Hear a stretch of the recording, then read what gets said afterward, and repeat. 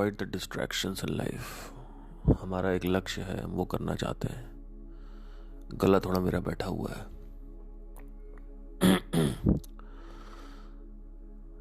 हम अपने लक्ष्य को पूरा करना चाहते हैं। ये जो लक्ष्य है, इसमें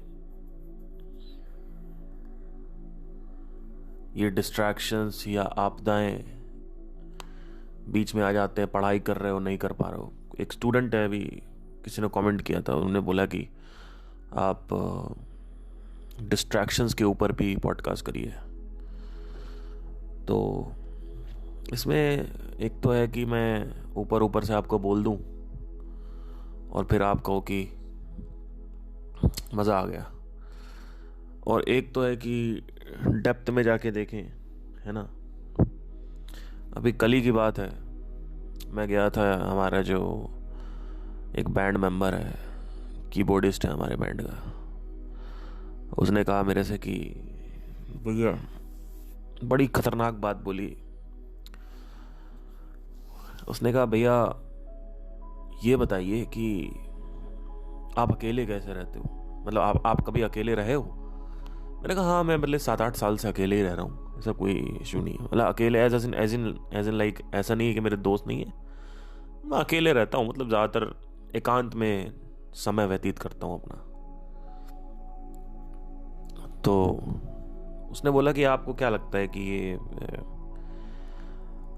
कैसे आप रहते हो। तो मैंने कहा रह लेते हैं। तो मुझे एक्चुअली जवाब देना ज़रूरी नहीं समझता मैं। मुझे लगता है कि मुझे उचित नहीं लगा कि इस लड़के को, जो कि 19-20 साल का है अभी, इसको इतनी गहराई का आंसर दिया जाए। तो मैंने कहा हाँ, वो हो जाता है, आदतें पड़ जाती हैं, धीरे धीरे अपने आप आदमी रहने लगता है। तो ये हुआ। उसके बाद क्या हुआ, आप विश्वास नहीं करेंगे कि उसने मेरे को बोला कि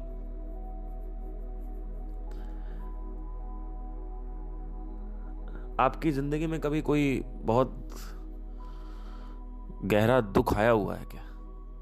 मैंने कहा ये सब सवाल तुम क्यों कर रहे हो। तो बोलता है नहीं बताइए बताइए। तो मैंने कहा हाँ, सबकी जिंदगी में आता है। मेरी कोई स्पेशल कोई जिंदगी नहीं है, कोई जीवन नहीं है स्पेशल मेरा, कोई अनोखा मेरा जीवन नहीं हुआ है कि मैं अपनी कहानी को ज्यादा बलबूता मत दो। हर किसी की कहानी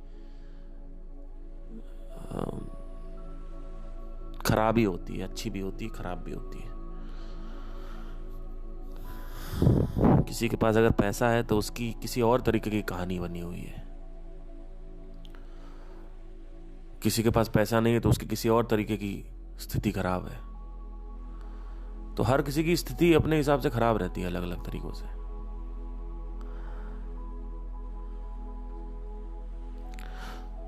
तो ऐसा नहीं है कि सिर्फ मेरा ही रोना है। और मैं इसलिए बोल रहा हूं क्योंकि ना लोग ना क्या करते हैं, अपनी कहानी को बड़ा बलबूता देते हैं। कहेंगे कि मेरे साथ ये हुआ, मेरे साथ वो हुआ। तो सबके साथ हो रहा है, आपके साथ अकेले क्या हो रहा है। और फिर अपनी प्राइवेट बातें नहीं बताते, जैसे कि उनसे बड़ा उनको खराब लगता है। वो कहते हैं कि यार, छुपाते हैं चीज़ों को, उनको वियर्ड लगता है। एक सब्सक्राइबर है, वो बोलते हैं कि आप इतना ऑनेस्ट कैसे हो ब्रूटली सोशल मीडिया पे। मैंने कहा पहली बात तो मैं सोशल मीडिया पे हर जगह ऑनेस्ट नहीं हूं। जहां मैं अपना चरित्र दिखाता हूं वो सिर्फ एक ही चैनल है, वो मेरा चैनल है और पॉडकास्ट है। बाकी के जितने भी चैनल हैं वहां पे मैं अपना चरित्र नहीं दिखाता। मेरी जो सोच है वो वहां नहीं दिखा सकता, क्योंकि वो लोग सुनना भी नहीं चाहेंगे, उसमें किसी की रुचि नहीं है। तो ये जो लड़का बैठा हुआ था सामने, इसने बोला कि भैया बताइए क्या करें, अकेलेपन का क्या इलाज है। तो मैंने कहा कि अकेलेपन का कोई इलाज नहीं है, मतलब ऐसे ही मैंने उसको जवाब नहीं दिया। फिर उसने एक सवाल, एक ऐसी चर्चा करी। उसने मेरे से कहा कि मेरी गर्लफ्रेंड है, हम फिजिकली भी इंटीमेट हैं, इमोशनली भी हैं, बट भैया मुझे 20 साल का लड़का ही है, मतलब सोचो 20 साल के लड़के को ये फील हो रहा है, जबकि ये सब फील होता है 30 साल के लड़के को, या मुझे विश्वास नहीं हो कि उसको ये फील हो। जब उसने बात बोली कि मेरी गर्लफ्रेंड है इसके बावजूद भी मैं अकेला फील करता हूँ, मैंने कहा अब तुम कुछ बात तुमने ऐसी बोल दी है कि अब मुझे कुछ बताना पड़ेगा। थोड़ा बहुत मैंने उसको ओवरव्यू दिया कि देखो पहली चीज़ तो ये समझ लो कि कहीं पे सुख नहीं है, और फिर अंदर चले जाओ। तो थोड़ा बहुत मैंने बताया उसको, तो बोर हो गया फिर सो गया बोर हो के। तो सही था, मतलब लोगों को एहसास तो है, बट लोग उसको अप्लाई नहीं करते सोल्यूशन को। इसका मतलब पेन इतना बड़ा नहीं है, अभी काम चल रहा है ठीक उस कुत्ते की तरह जो एक कील पे बैठा हुआ है और कंप्लेन कर रहा है कि इतना भी दर्द नहीं हो रहा कि अभी उड़ जाए। तो कुछ लोग होते हैं जो जानते हैं क्या चल रहा है, क्या खराबी है जिंदगी में, लेकिन फिर भी उस पर कभी एक्ट नहीं करते। ऐसे लोग आध्यात्मिक जिज्ञासा रखते हैं पर आध्यात्मिक संकल्प नहीं करते हैं, है ना। अब वो क्या है उसके लिए, क्योंकि बहुत एफर्ट करना पड़ता है, और जब काम चल रहा है तो चलाओ, क्या जरूरत है इतना मेहनत करने की। बहरहाल, तो एक तो है कि मैं डीप रिप्लाई दूं इस क्वेश्चन का कि how to get rid of distractions, है ना। तो मैं दोनों ही जवाब दे दूंगा आपको। ऊपर ऊपर से तो अगर जवाब देना हो तो मैं आपसे ये कह सकता हूं कि आप इसको कंप्लीटली सॉल्व करने के लिए और इसको सुलझाने के लिए, इससे बाहर आने के लिए आप अपने लक्ष्य की तरफ जो है ज़्यादातर ध्यान रखें अपना। जो भी आपका लक्ष्य है, यूपीएससी है या अभी यहाँ पे विकास दिव्य कीर्ति जी का ऑफिस जो ये है दृष्टि IAS, वहाँ पे भी मैं निकलता रहता हूँ, देखता रहता हूँ, उनके बोर्ड्स लगे रहते हैं मेट्रो स्टेशन के नीचे। तो कई लोग वहाँ भी पढ़ रहे हैं, मैं उनकी काफ़ी रिस्पेक्ट करता हूँ, विकास दिव्य कीर्ति जी की।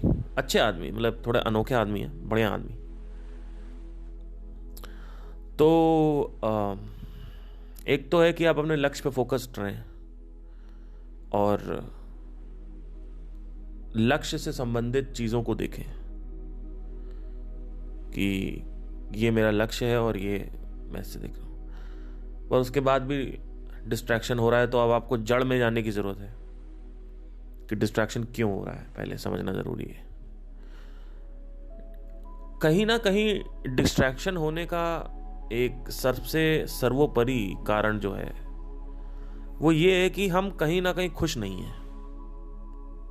अगर एकदम डीप में जाके देखेंगे तो आपको यही मिलेगा। अब सवाल आता है कि ऐसे भी लोग हैं जो खुश नहीं है या स्पिरिचुअलिटी पे नहीं है और वो कैसे फोकस्ड रहते हैं, है ना। तो इसका भी एक उत्तर है।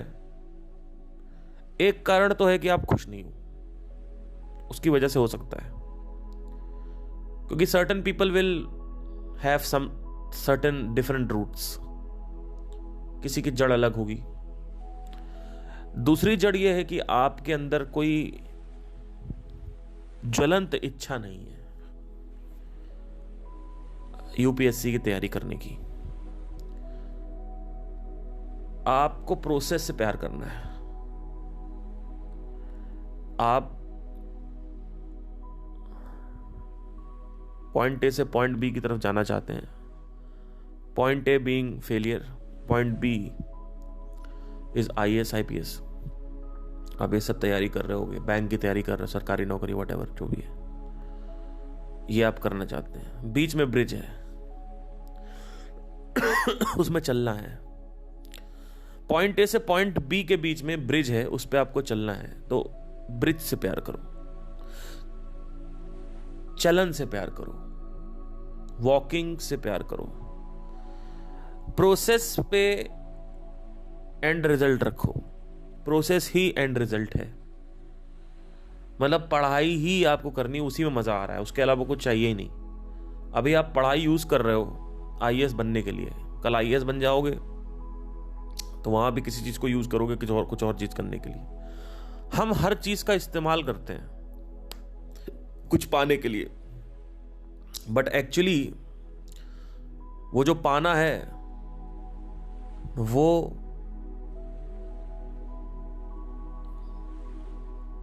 उस पर ध्यान लगा के काम करना गलत होगा। आप प्रोसेस पे ही रखिए, प्रोसेस पे ही ध्यान दीजिए। तो ये एक कारण हो गया, ये एक हो गया। तीसरा, आपकी जिंदगी में कोई बहुत बड़ा दुख नहीं है, छोटा मोटा है।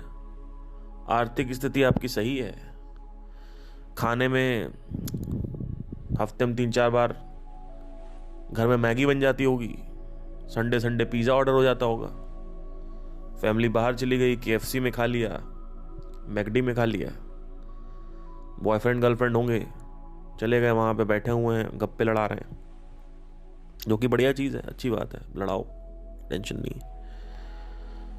और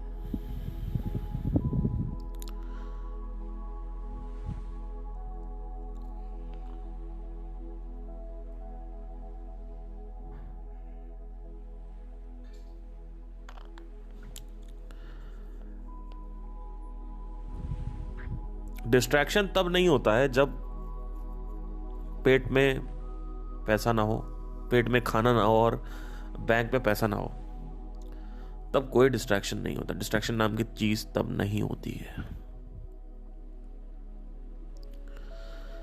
तो एक कारण यह भी होता है कि हमारा कंफर्टेबल जोन इतना अच्छा है कि हम पूरे टाइम हॉटस्टार, नेटफ्लिक्स देखते रहते हैं, यूट्यूब पे कुछ लगा लिया, देख लिया।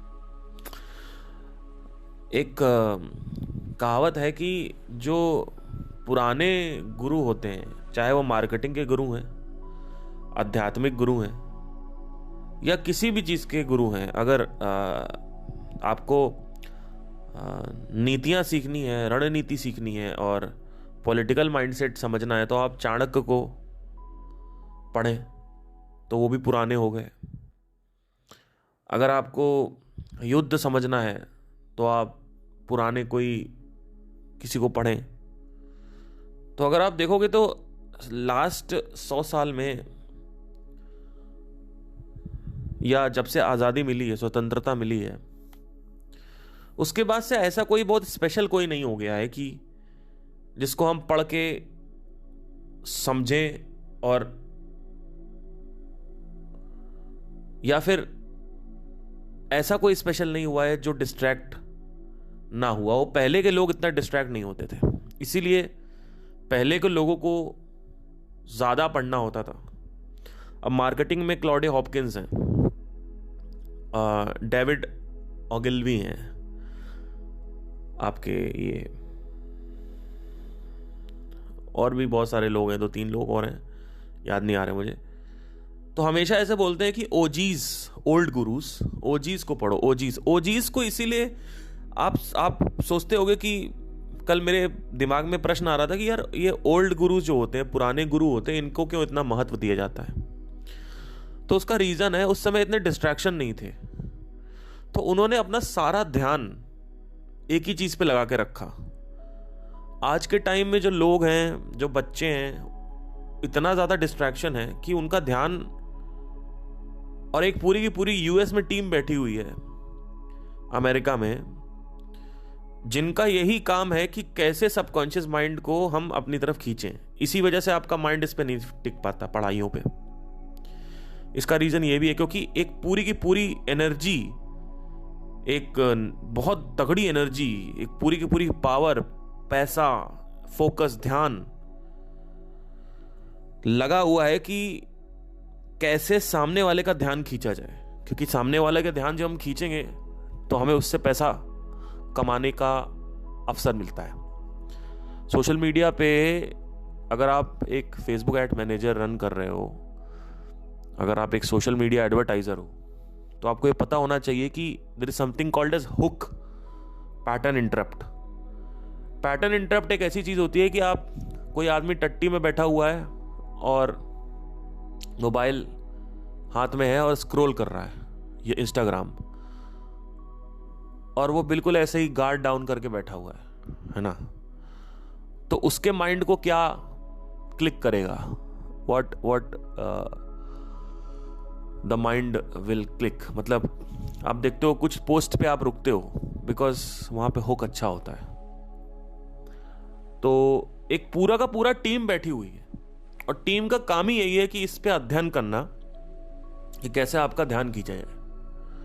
पहले ये नहीं होता था, पहले सारा ध्यान एक टॉपिक पे, एक पॉइंट पे होता था। इसी वजह से ऐसा बोलते हैं कि ओल्ड गुरुज को पढ़ो, पुराने गुरु को पढ़ो, क्योंकि उनसे जो सीखने को मिलता है वो बहुत बड़ी चीज है। वो जैसे आइंस्टाइन हैं, पुराने जो साइंटिस्ट हुए, न्यूटन हुए, ये सब हुए, या पुराने जो दार्शनिक हुए हैं जैसे कि शंकराचार्य जी, या फिर आप कबीर दास, तुलसीदास, और ये आपके पुराने कृष्णमूर्ति जी।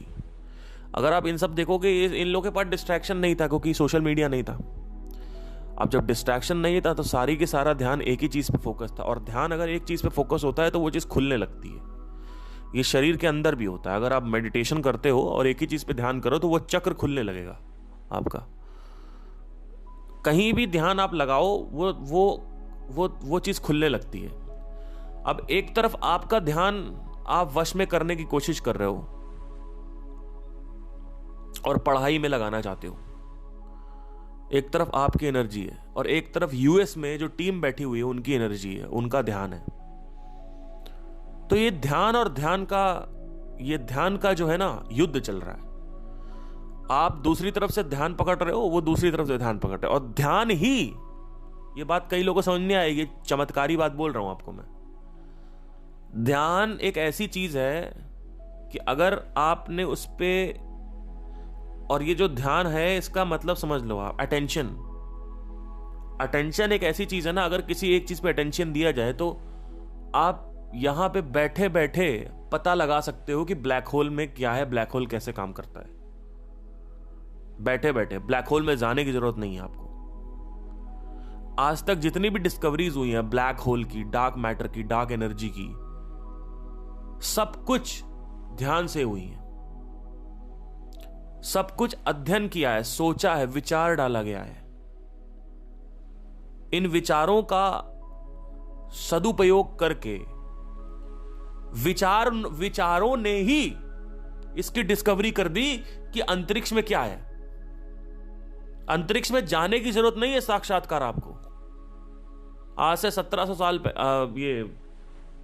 1700 से 2-2,500 साल पहले की बात है। हर 12 साल में कुंभ का मेला होता था, अभी भी होता है। तो क्या आपको पता है कि हर 12 साल में कुंभ का मेला क्यों होता है? नहीं पता है। क्योंकि हर 12 साल में जो बृहस्पति है वो एक चक्कर लगा देता है सूरज के, और बृहस्पति ग्रह जो है उसको हम पूजते इस वजह से हैं क्योंकि बृहस्पति धरती का बहुत ही बड़ा मित्र है। कैसे कह सकते हो? बृहस्पति पिता है धरती का। आप कहोगे कैसे हो गया? क्योंकि वो एक्चुअली में जो बाहर के एस्ट्रॉइड्स हैं, जो कॉमेट्स हैं, जो धूमकेतु हैं, जो उल्का पिंड हैं, उनको आने से रोकता है। वो अपने अंदर एब्जॉर्ब कर लेता है, स्वॉलो कर लेता है, उसको नील जाता है। इतना बड़ा ग्रह है वो। इस वजह से हर 12 साल में हम उसको पूछते हैं। एक ये भी रीजन है। दूसरा रीजन ये है कि उसका जो ग्रेविटेशनल इन्फ्लुएंस है वो हमारे मूड पे होता है, हमारी इंटेलेक्ट पे होता है। हाँ, जो 7 ग्रह हैं इनका कुछ ना कुछ सिद्धांत है हमारे मन पे, कुछ ना कुछ क्रिया है। इसी वजह से इसको स्पेशली सन और मून, इनका सबसे ज्यादा होता है। और तीसरे नंबर पे है गुरु। इसीलिए गुरु को हमारे यहाँ बहुत माना जाता है, राइट। सो ये 1700 से 2000 साल पहले, 2500 साल पहले ही बता दिया गया था कि क्योंकि गुरु घूमता है, हर 12 साल में परिक्रमा करता है सूर्य की, इस वजह से हम इसको पूजेंगे। न टेलीस्कोप था, न दुनिया का कोई भी इक्विपमेंट था। अब आपको कैसे पता चला? यह आपकी महामूर्खता है। अगर आप ये कह रहे हो कि बिना टेलीस्कोप के नहीं देख सकते, आप महामूर्ख हो। आपको नहीं पता है कि शरीर का सिद्धांत कैसे काम करता है, शरीर क्या है, मन क्या है, ध्यान क्या है। ध्यान से पता चलता है। अगर आप किसी चीज पे ध्यान दे लो ना, तो यहां बैठे बैठे आपको पता चल जाएगा क्या हो रहा है, क्या नहीं हो रहा। तो ये है पावर ध्यान की। तो एक तरफ पूरी की पूरी फेसबुक की टीम बैठी हुई है, नेटफ्लिक्स की टीम बैठी हुई है, अमेजॉन प्राइम की टीम बैठी हुई है कि कैसे आपका अटेंशन, गूगल की टीम है, यूट्यूब की टीम है, कैसे आपका अटेंशन हम खींचें जिससे यूट्यूब पे और गूगल पे आप बने रहो, इंस्टाग्राम पे आप बने रहो। क्यों? क्योंकि हमको आपको एड्स दिखाने हैं। ज्यादा लोग बने रहेंगे तो ज्यादा एड्स देखेंगे, ज्यादा एड देखेंगे तो ज्यादा पैसा बनेगा। ठीक है, तो अब सवाल यह आता है कि आपका ध्यान है इधर और एक तरफ उनका ध्यान है। इतने बड़े बड़े लोग, मार्केटर्स बैठे हुए हैं वहां पे सिर्फ ये पता लगाने के लिए कि ध्यान कैसे खींचे। तो आपको कुछ तो इसकी वैल्यू होगी ध्यान की, कि हर चीज पैसा ही है तुम लोगों के लिए। सब कुछ पद, प्रतिष्ठा, सम्मान नहीं होता है। There are lot of things which you don't no.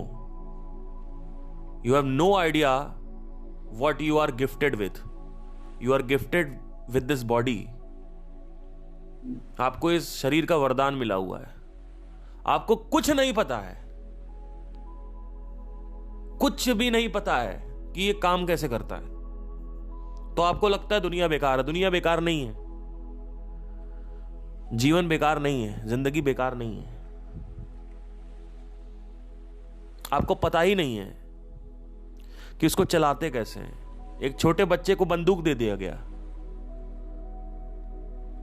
बंदूक लोडेड नहीं थी, दे दिया, और बच्चा खेल रहा है बंदूक के साथ। कभी सर पे मार रहा है उस सामने वाले, कभी अपने मार रहा है, कभी उठा के नीचे फेंक दे रहा है। उसको क्या पता कि उतना कितना बड़ा हथियार है उसके पास और क्या कर सकता है। लेकिन उसको बंदूक को लोड करना नहीं आता, बंदूक को चलाना नहीं आता, बटन नहीं पता, ट्रिगर नहीं पता कहां पे है, मैगजीन नहीं लगा पा रहा है, मैगजीन में बुलेट्स नहीं डाल पा रहा है, कुछ नहीं कर पा रहा। यही आपकी हालत हो रखी है। आपको पता भी है ध्यान का क्या मूल्य है, और जब ध्यान को जिस तरीके से आप सोचते हो ना, मैं उसकी बात नहीं कर रहा हूं। मैं कह रहा हूं कि अगर ध्यान दिया गया तो ऐसी कोई समस्या नहीं है जिसको सुलझाया नहीं जा सकता है। इस ध्यान के बलबूते पे हमारे साइंटिस्ट ने बिना अंतरिक्ष में जाए हुए ऐसी ऐसी चीजें डिस्कवर करी हैं जिसकी कोई हद नहीं है इस दुनिया में। इस ध्यान की वजह से इलेक्ट्रिसिटी का आविष्कार हुआ है, इस ध्यान की वजह से एयरप्लेन का आविष्कार हुआ है। यह ध्यान है, सिर्फ ध्यान है और कुछ नहीं है। It's all about observation. आपको नहीं पता ऑब्जर्वेशन का क्या खेल है। अगर आप किसी चीज पे ऑब्जर्व करने लगो और देखते रहो, सिर्फ उसको सिर्फ देखते रहो, तो ऑटोमेटिकली कुछ टाइम बाद उसमें ऐसी ऐसी चीजें दिखने लगेंगी जो पहले नहीं दिखती थी। वो बस ऐसा व्यतीत होता है, ऐसा भासता है कि वो वस्तु हमें देख रही है, और वो वस्तु ये तौल रही है कि ये व्यक्ति कितना मेरे ऊपर ध्यान दे सकता है। और जैसे ही वो ये देखती है कि ये आदमी इतना मेहनत कर रहा है, अपने आप को वो प्रकाशित करती है। वस्तु कुछ नया प्रकाशित करेगी, समथिंग न्यू। ऐसा लगता है कि वस्तु जिंदा है, ऐसा लगता है वो सामने जो ग्लास है, जो बॉटल है, वो जिंदा है। ये चीज होती है। डबल स्लिट एक्सपेरिमेंट किया गया क्वांटम फिजिक्स में। उसमें क्या हुआ कि पार्टिकल को एक होल के अंदर से फेंका गया, एक इलेक्ट्रॉन को, या लाइट के पार्टिकल को, फोटॉन को कह सकते हो। जब अंदर से फेंका गया उसको, एक पार्टिकल को, तो पार्टिकल अलग तरीके से बिहेव कर रहा था। जब ऑब्जर्वर हटा दिया, जब कोई देख नहीं रहा है, तो वो अलग तरीके से बिहेव कर रहा है। जब पार्टिकल को कोई देखने वाला है तो वो अलग तरीके से बिहेव कर रहा है। जब पार्टिकल को कोई नहीं देखता है तो वो वेव की तरह बिहेव कर रहा है, और जब पार्टिकल को कोई देखता है तो वो पार्टिकल की तरह बिहेव कर रहा है।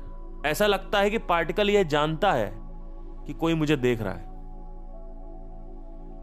और यही क्वांटम इंटैंगलमेंट में भी बोला गया था कि दो पार्टिकल आपस में जुड़े हुए हैं, चाहे वो कितने लाखों अरबों खरबों प्रकाश वर्ष दूर है हमसे, उसके बावजूद भी दो पार्टिकल्स हमसे जुड़े हुए हैं। अगर एक पार्टिकल को छुएंगे तो लाखों करोड़ों प्रकाश वर्ष दूर दूसरे पार्टिकल में ऑटोमेटिकली गतिविधि होने लगेगी।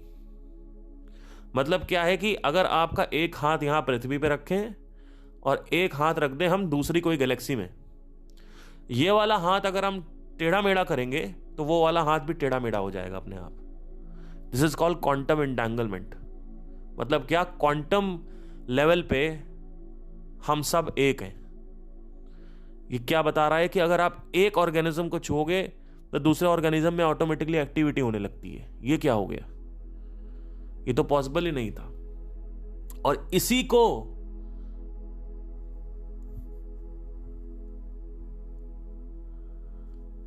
रखते हुए मेन मुद्दा, मेन जो विषय है, इसको रखते हुए यह कहा जा रहा है कि हमारे बहुत सारे कार्बन कॉपीज दूसरे ब्रह्मांडों में होंगे और वही कर रहे होंगे जो हम कर रहे हैं, ऐसा बोला जा रहा है। मल्टीवर्स की जो थ्योरी है बीच में लाई जा रही है क्वांटम फिजिक्स में, और बहुत बहुत बहुत एग्रेसिवली लाई जा रही है जब से ये सिद्ध हुआ है।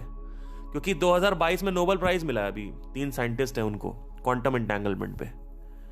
तो ये फिक्स हुआ है, ये कहा गया, ये सिद्ध हुआ है कि क्वांटम एंटेंगलमेंट होता है।